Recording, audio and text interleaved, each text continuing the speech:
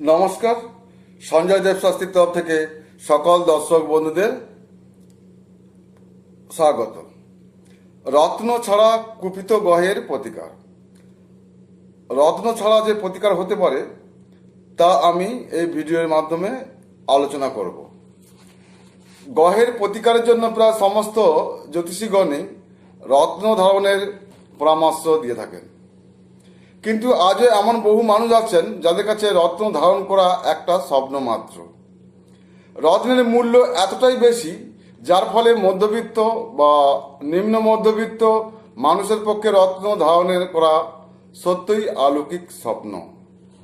বর্তমানে রত্নের দুর্মূল্যতার কারণে উপরত্ন ধারণের পরামর্শ দেওয়া হয়ে থাকে, কিন্তু তার মূল্য নেহাতই কম নয়, যার ফলে গ্রহদোষ বা গ্রহ বিরূপতা কাটিয়ে ওঠে জীবনকে সমস্যা মুক্ত করা সম্ভবপর হয়ে ওঠে না।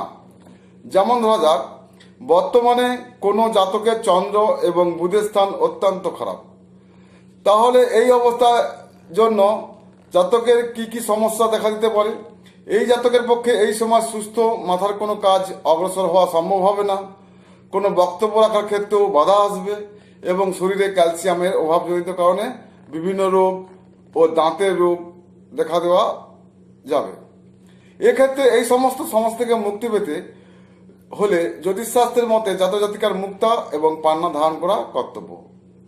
ঠিক একইভাবে কোনো মহিলা মঙ্গল কেতু ও শুক্রের অবস্থান কারণে স্ত্রী রোগে আক্রান্ত হয়েছে, এর প্রতিকারের জন্য তার প্রবাল, হীরা ও বৈদুষ্মণির প্রয়োজন, কিন্তু হয়তো জাতকের পক্ষে অর্থের কারণে এই রত্ন ধারণ করা সম্ভব নয়। আর এখানেই প্রশ্ন ওঠে, তবে কি রত্ন ধারণ করতে না পারলে গ্রহের কারণে অদ্ভুত এই সমস্যা থেকে কোনোভাবেই মুক্তি নেই?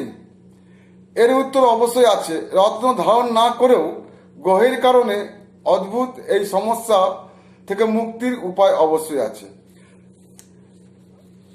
এই সমস্যা মুক্তি পাওয়ার জন্য আগেকার বা পূর্বে কোনো রত্ন ধারণ করা হতো না।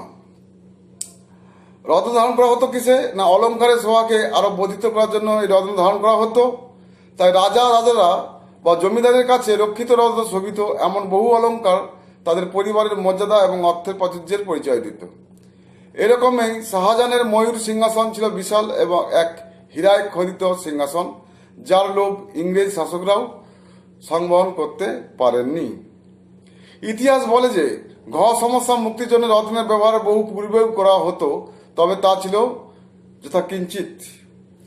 সে সময় বহু জ্যোতিষ পণ্ডিতগণ গুরুমন্ত্র জপ, ঈশ্বর আরাধনা, গ্রহাদির জপ, পূজা পাঠ, হোমযজ্ঞ, কবচ, মাদুলি ইত্যাদি দ্বারাই গ্রহ সমস্যা দূর করতেন। এছাড়া কখনো কখনো মূল ধারণও পরামর্শ দেওয়া হতো।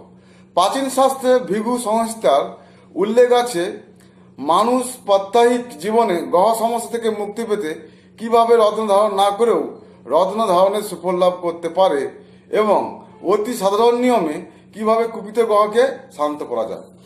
আসল কথা হচ্ছে, রত্ন অনেকেই তো কিনতে পারে না, তাই রত্নের বদলে আপনারা যদি মন্ত্র জপ বা গ্রহ মন্ত্র জপ বা মাদুলি, কবচ বা মূল ধারণ করেন, তবে তা রত্নের মতোই কাজ দেবে।